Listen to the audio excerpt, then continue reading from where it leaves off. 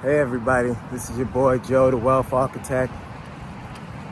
For anybody who has done time in jail or prison, you know that there is no corrections in corrections, right? That rehabilitation, getting better in terms of your thinking and behavior is really up to you. It's really up to the individual. And while there are programs in some prisons, right, that are, at least on the surface, intended to help people in various ways, for the most part, corrections is just a word, right? And so what I want to talk about today is how, even though there are, let's say like in New York State, there are, in the prison system, there are programs for anger management, right? There are programs for substance abuse, right? Treatment. And there are programs for sex offenders, right? So those are the three main broad categories of so-called correctional programs that are available and that are intended to help people, incarcerated people, change their ways, the way they think, the way they behave, right? To become corrected or to be corrected, right?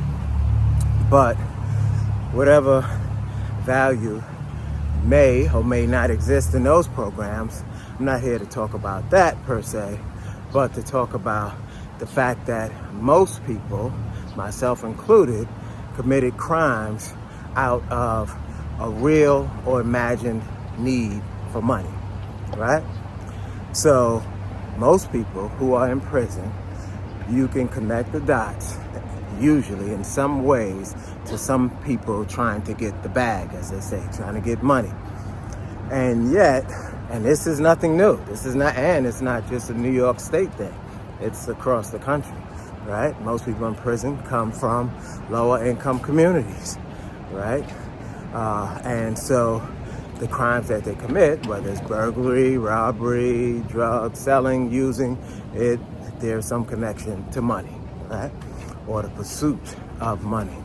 And yet there is no program, no state-offered program, right, that addresses money addiction, money psychology, meaning how to think about money, how to be responsible when it comes to money.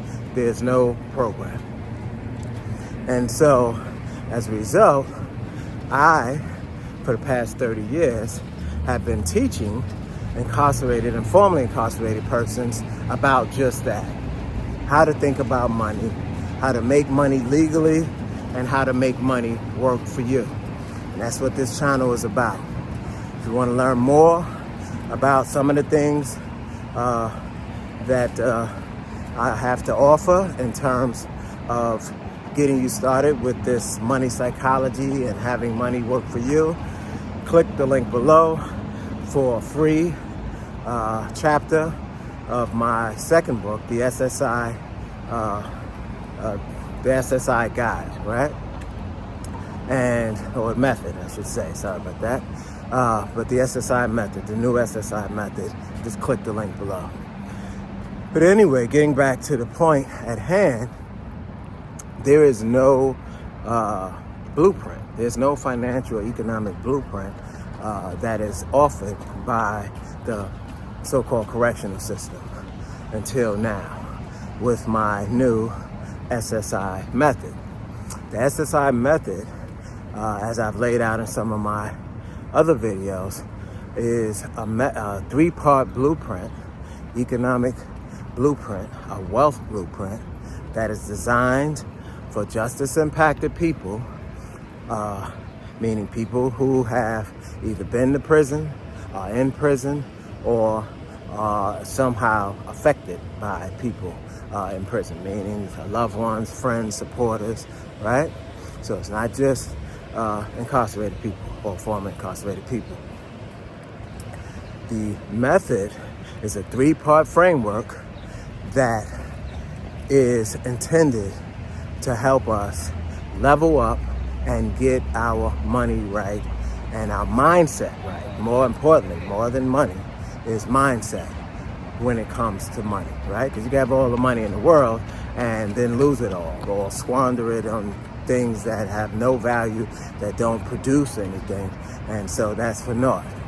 The SSI method stands for the three parts: is a spending plan, having a spending plan, a savings plan, and an investing plan. So there's your SSI. It's not a government check, right?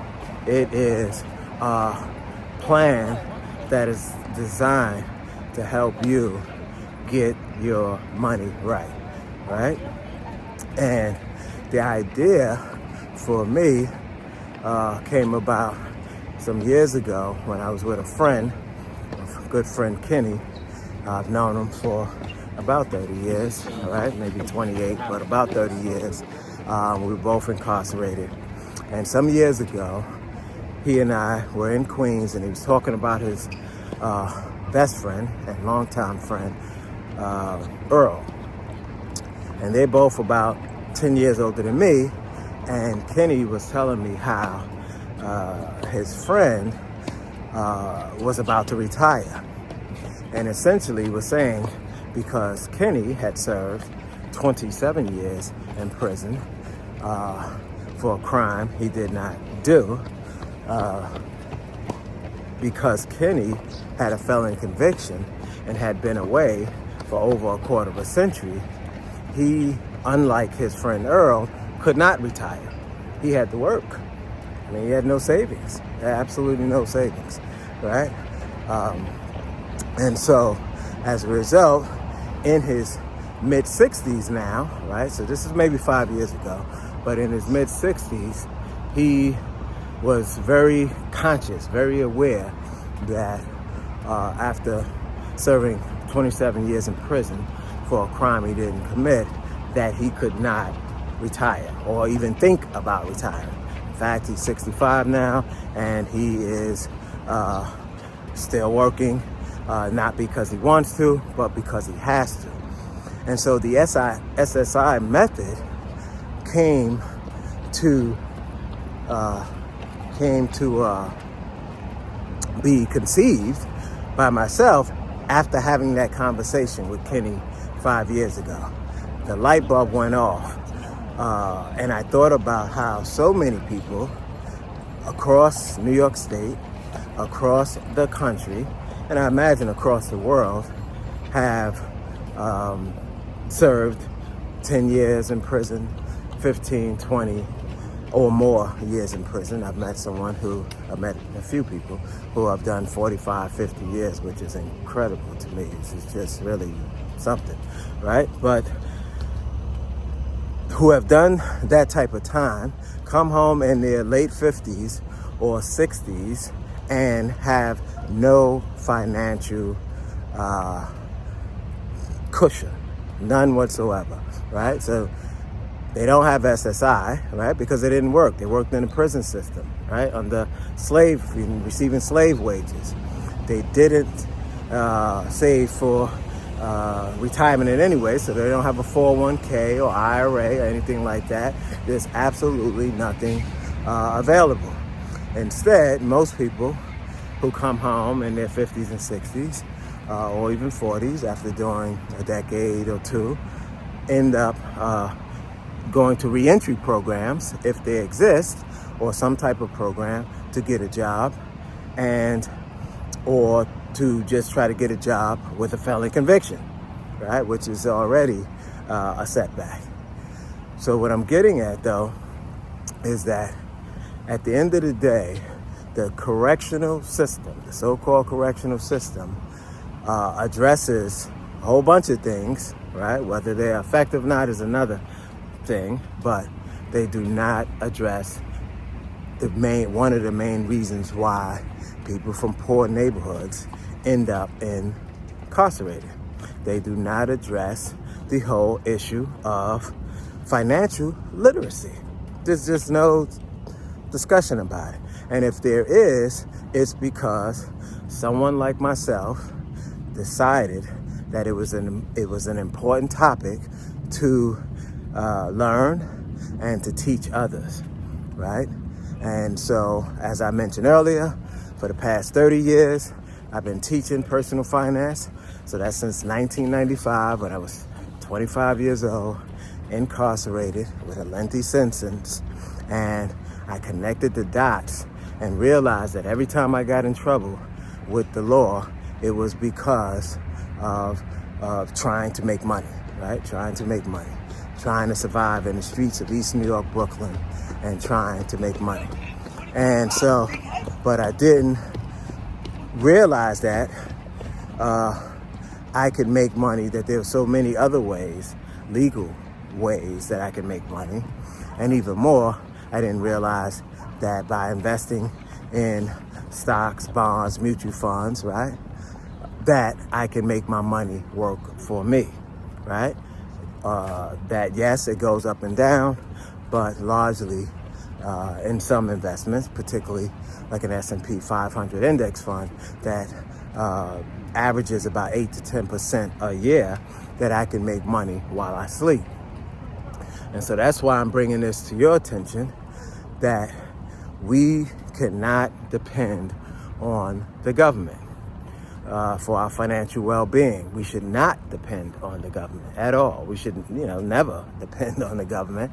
As we see now with the current administration, the focus is on people who already have money, who are already wealthy, or who have a wealth mindset, because there will be opportunities. I will say this, in every presidential administration, no matter if you like the person or not, or like their policies or not, there are always opportunities to make money if you are thinking with an ownership mindset and not a consumer mindset, right? So there's always opportunities. Whatever policies are suggested or implemented, some, I imagine, in every administration you may agree with. And so behind policies is money. Money gets put to advance the policies. And so that's for another video, but I just wanted to highlight, it doesn't matter what administration we may be in or under, there are always opportunities to make money, right? The main point that I want to make is that we have to have an ownership mindset, right? We have to think owning businesses, owning stocks and bonds, owning real estate. Those are the three key ways. There's three buckets, wealth buckets, so to speak, right?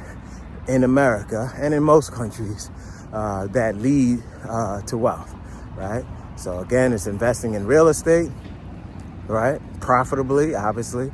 It is investing in the stock market, stocks, bonds, mutual funds, ETFs, those type of things. And it is investing in business directly, right? Private equity or some other type of business ownership, buying out other businesses, right? Those are the three ways. If you think of any wealthy person in the country or in the world, those are the three ways. No matter what their whatever industry they may be in, it's going to fall in one of those three. And so that's how we want to start thinking, right? Start acting, start researching.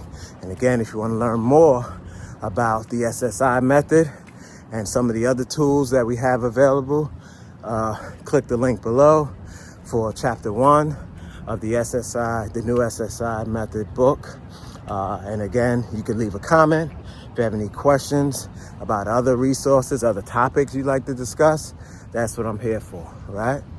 And so, again, the correctional system does not correct anyone, right? It is up to the individual, you and I, to correct ourselves, right? To change our thinking, change our behavior, and to really think about how we want to live our lives, right?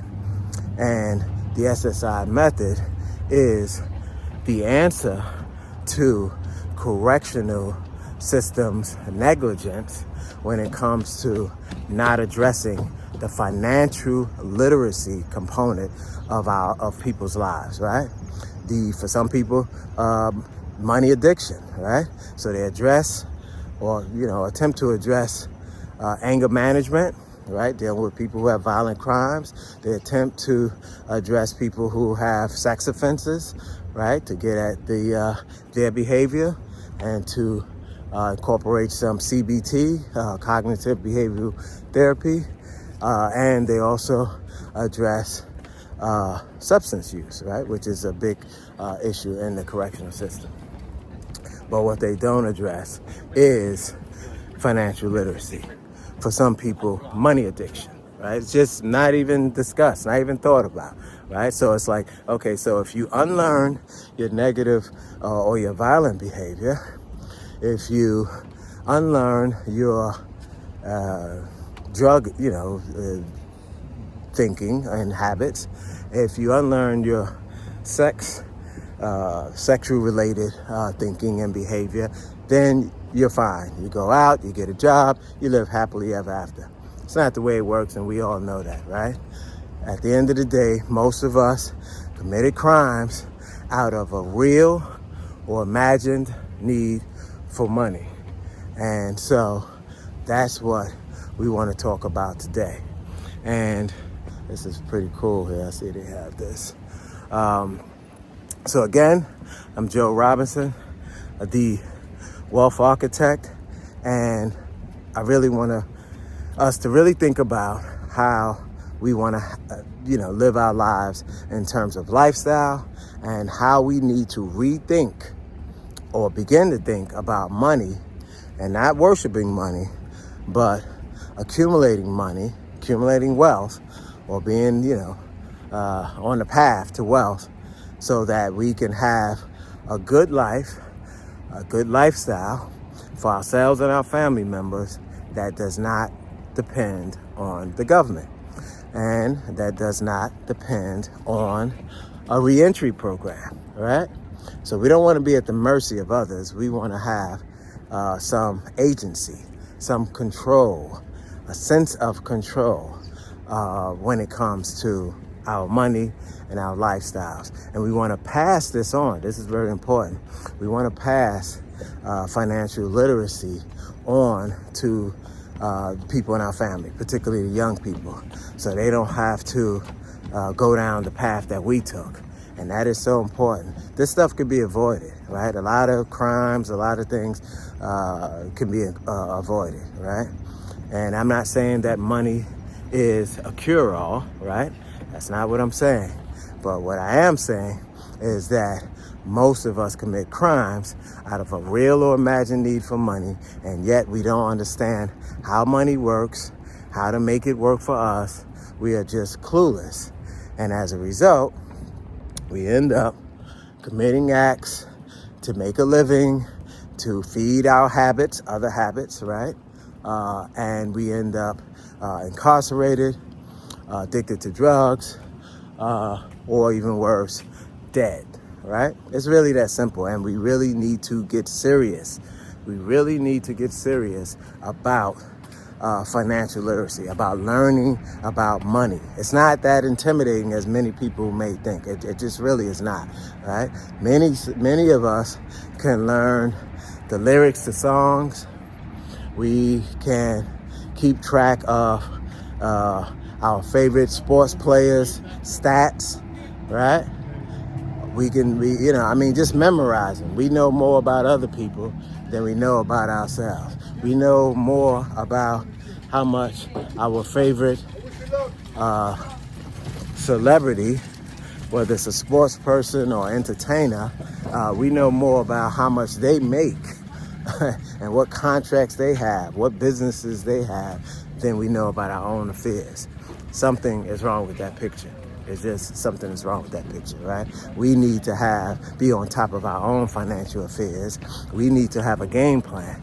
And that game plan, that economic game plan, is the SSI Method, right?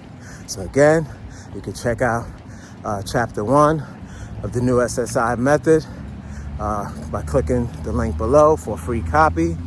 Also, you can also order the book, of course. And then we have other free content. And we need to get started in having our own economic plan. That's just the bottom line, right? I know it might sound like a broken record, but I cannot emphasize this enough. Having a plan, as they say, they talk about the 5 P's, right?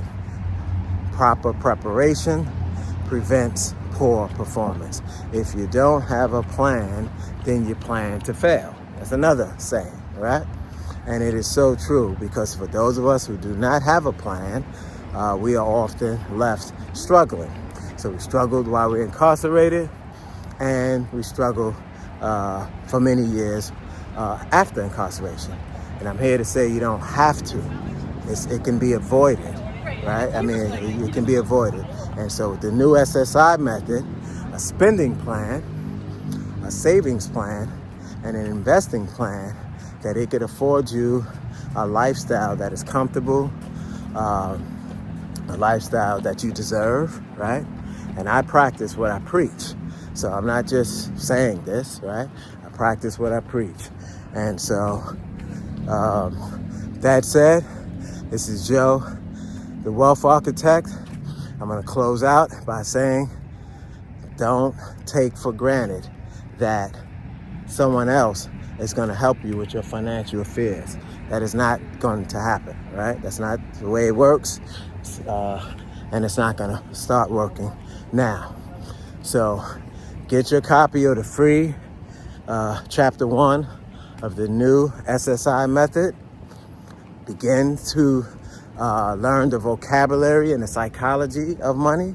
Right? It's not rocket science. You don't need a college degree. You don't need any of that. If you can read, then you will get it. Stuff is very basic. There's some easy, low-cost ways, like an S&P 500 fund, index fund, to begin investing, and then to make investing a lifestyle, right? You go to the gym if you're into working out, if you're into anything that you do on a regular basis, right? You want your investing to be the same way, right? To think of it as a lifestyle, something that you do, that's something that provides the lifestyle that you want and deserve. So again, without going any further, I want to say, let's get this money, right? Let's not put it off. Let's not procrastinate. Let's not say, I'll get around to it. It's too difficult. I don't have enough money. All those money scripts, right? All those negative ways of thinking about it is not serving you.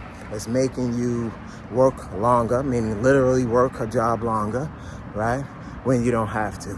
All right. So with that said, I'm out. Let's get this money.